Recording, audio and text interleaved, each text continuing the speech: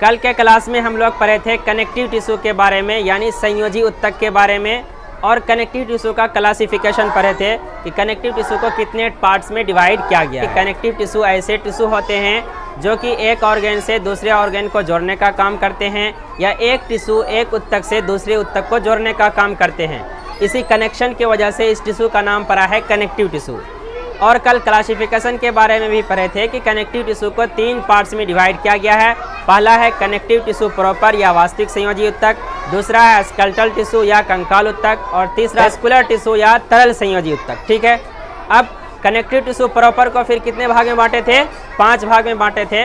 पहला था areolar connective tissue, दूसरा था एडिपोज कनेक्टिव टिश्यू, तीसरा था येलो फाइब्रस कनेक्टिव टिश्यू, चौथा था वाइट फाइब्रस कनेक्टिव टिश्यू, और पांचवा था रेटिकुलर कनेक्टिव टिश्यू।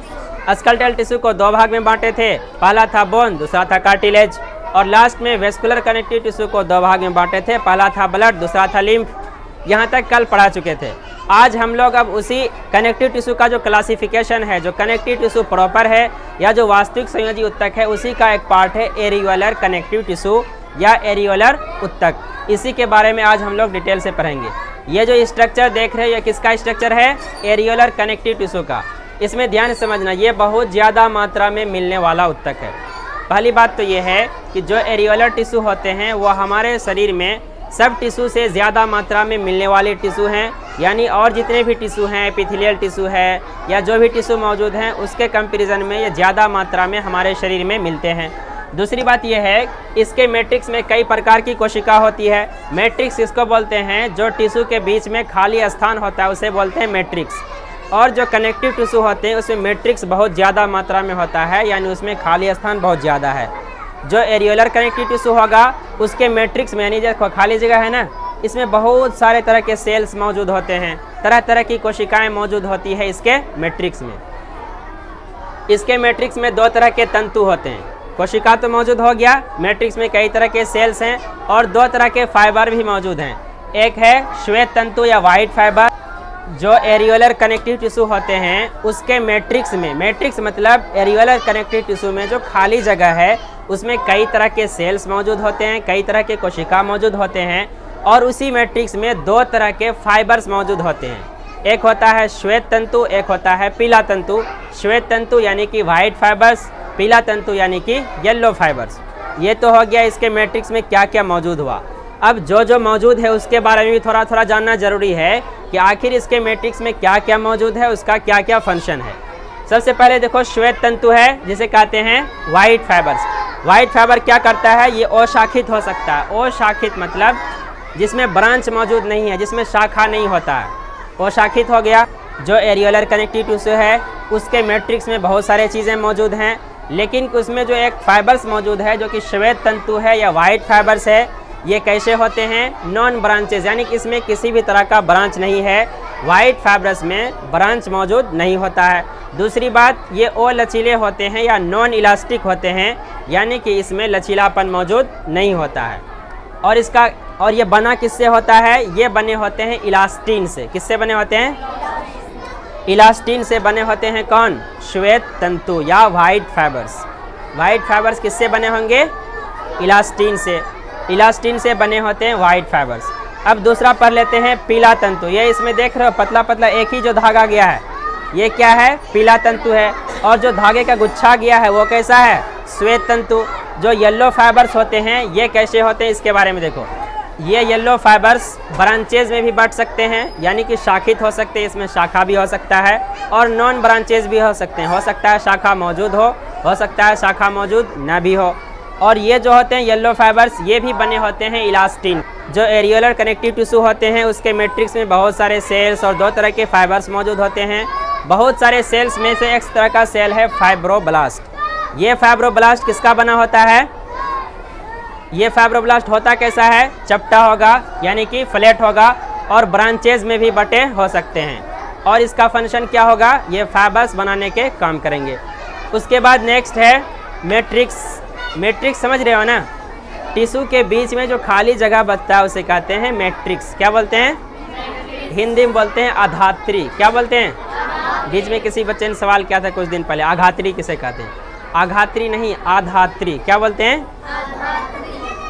आधात्री मतलब मैट्रिक्स। उसके बाद प्लाज्मा कोशिका, ये कहाँ मिल रहे हैं? सब चीज़ connective tissue, areolar connective tissue के अंदर मिल रहा है, बाहर अभी कहीं नहीं जाना, एक टिश्यू पढ़ रहे हैं बस। एरियोलर कनेक्टिव टिश्यू में नेक्स्ट स्ट्रक्चर है प्लाज्मा कोशिका। एरियोलर कनेक्टिव टिश्यू के मैट्रिक्स में क्या मिलते हैं? प्लाज्मा कोशिका। अब प्लाज्मा कोशिका कैसा हो सकता है? गोलाकार हो सकता है, राउंड हो सकता है, अंडाकार यानी कि ओवल हो सकता है, इसका स्ट्रक्चर अंडे के तरह आकार हो सकता है। और इसका काम क्या होगा? Antibody formation. क्या करेंगे? ये एंटीबॉडी का निर्माण करेंगे। अब थोड़ा बहुत समझ लो एंटीबॉडी किसे कहते हैं। जो एरियोलर कनेक्टिव टिश्यू है उसमें प्लाज्मा सेल्स भी मौजूद हैं। ये प्लाज्मा सेल्स कैसे हो सकते हैं?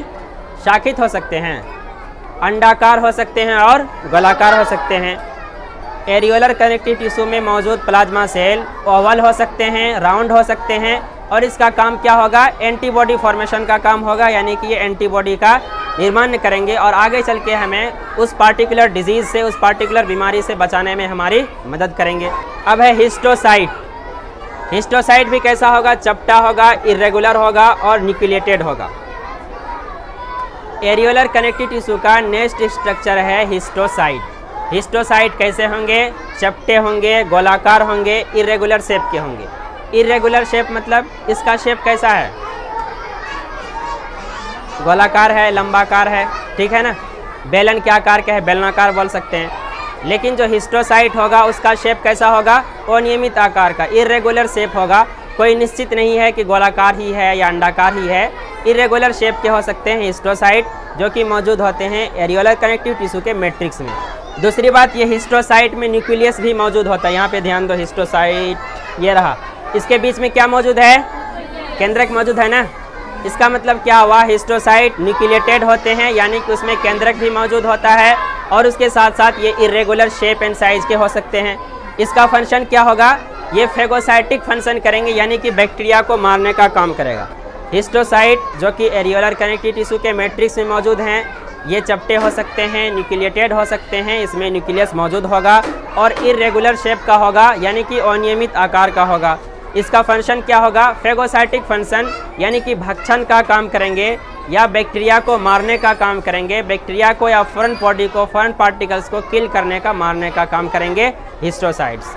नेक्स्ट स्ट्रक्चर है लिम्फोसाइट। हमारे शरीर में 5 तरह, एक तो हो गया आरबीसी जो कि जिसे कहते हैं लाल रक्त कोशिका, जिसके कारण खून कैसा दिखता है? लाल लाल, हीमोग्लोबिन मौजूद होता है। और दूसरा होता है श्वेत रक्त कोशिका। श्वेत रक्त कोशिका 5 तरह के होते हैं, मोनोसाइट, लिम्फोसाइट, बेसोफिल, यूसिनोफिल और न्यूट्रोफिल। 5 तरह के WBC होते हैं, एक तरह के RBC होते हैं हमारे खून में। इस एरियोलर कनेक्टिव टिश्यू का नेक्स्ट स्ट्रक्चर है लिम्फोसाइट। लिम्फोसाइट एक तरह का व्हाइट ब्लड सेल्स है, श्वेत रक्त कोशिका है। हमारे शरीर में श्वेत रक्त कोशिका 5 तरह के होते हैं, लिम्फोसाइट, मोनोसाइट, बेसोफिल, यूसिनोफिल और न्यूट्रोफिल। उन्हीं में से एक है लिम्फोसाइट। ये भी कहाँ मौजूद होते हैं? एरियोलर कनेक्टिव टिश्यू के मैट्रिक्स में। एरियोलर कनेक्टिव टिश्यू के मैट्रिक्स में क्या क्या मिल सकता है? लिम्फोसाइट भी मिल सकता है, न्यूट्रोफिल भी मिल सकता है, यूसिनोफिल भी मिल सकता है। ये तीनों हैं एक तरह का व्हाइट ब्लड सेल्स। इसका भी फंक्शन क्या होगा? ये भी हमारे बॉडी की सुरक्षा करते हैं। क्या करते हैं?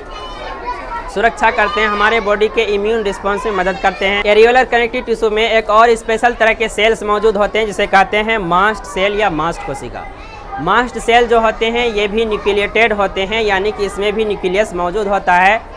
और ये कैसे हो सकते हैं? इसका शेप ओवल हो सकता है, अंडाकार हो सकता है, और ये कैसे हो सकते हैं? गोलाकार भी हो सकते हैं। अब इसके फंक्शन के बारे में देख लेते हैं। मास्ट सेल का 2 तरह का फंक्शन है। एक हो सकता है ब्लड वेसल्स को सिकोड़ने का काम, और एक हो सकता है ब्लड वेसल्स को फैलाने का काम, यानी कि खून की जो नली है उसको सिकोड़ना और फैलाना मास्ट सेल से निकलने वाले प्रोटीन के ज़रिए हो सकता है। अब मास्ट सेल मान लो हिस्टामिन अगर रिलीज़ करेगा तो हिस्टामिन क्या करता है? ब्लड वेसल्स को या खून की नली को फैला देगा। अगर बॉडी को चाहिए कि नहीं ब्लड वेसल को सिकोड़ना है, ब्लड की कमी हो रही है, दिमाग में सही से ब्लड नहीं पहुंच रहा है, उस कंडीशन में मास्ट सेल रिलीज़ करेगा सीरोटोनिन। सीरोटोनिन क्या करेगा? ब्लड वेसल्स को या खून की नली को क्या कर देंगे? पचका देंगे, खून की नली को सिकोड़ देंगे, यानी कि खून की नली को सिकोड़ना और खून की नली को फैलाना। अब ओवरऑल देखते हैं कि एरियोलर कनेक्टिव टिश्यू का क्या क्या फंक्शन होता है। एरियोलर कनेक्टिव टिश्यू स्किन को मसल्स से जोड़ने का काम करते हैं। या मसल्स को मसल्स से जोड़ने का काम करते हैं। स्किन को मसल्स से जोड़ दिया, अब मसल्स को मसल्स से। हमारी बॉडी में एक ही तरह का मसल्स है, बहुत तरह के मसल्स हैं। मान लो यहाँ पे भी मसल्स है, इधर भी मसल्स है। इन दोनों मांस को भी जोड़ने का काम कौन करेगा? Areolar connective tissue. और स्किन को भी मसल्स से जोड़ने का काम कौन करेगा? Areolar connective tissue. ये ओवरऑल हो गया एरियोलर कनेक्टिव टिश्यू का फंक्शन। दूसरा फंक्शन है loose connection on its place. अब मान लो लीवर है, किडनी है, पेनक्रियाज है, स्प्लीन है, गॉल ब्लैडर है, ये सब स्टमक है, इंटेस्टाइन है, स्मॉल इंटेस्टाइन है, लार्ज इंटेस्टाइन है हमारे कैविटी के अंदर। अब अंदर में जो ऑर्गन है उसको ढीला रखना है, लेकिन पकड़ के भी रखना है। लीवर है, मान लो लीवर बिल्कुल ठोस है हड्डी की तरह, या इंटेस्टाइन है, आंत है, बिल्कुल ठोस है, ठोस नहीं है। अंदर में क्या क्या चीज़ है? लीवर है, स्प्लीन है, गॉल ब्लैडर है, इंटेस्टाइन है, ये सब आपस में जुड़ा हुआ है। अब सबको पकड़ के कौन रखेगा? यही एरियोलर कनेक्टिव टिश्यू।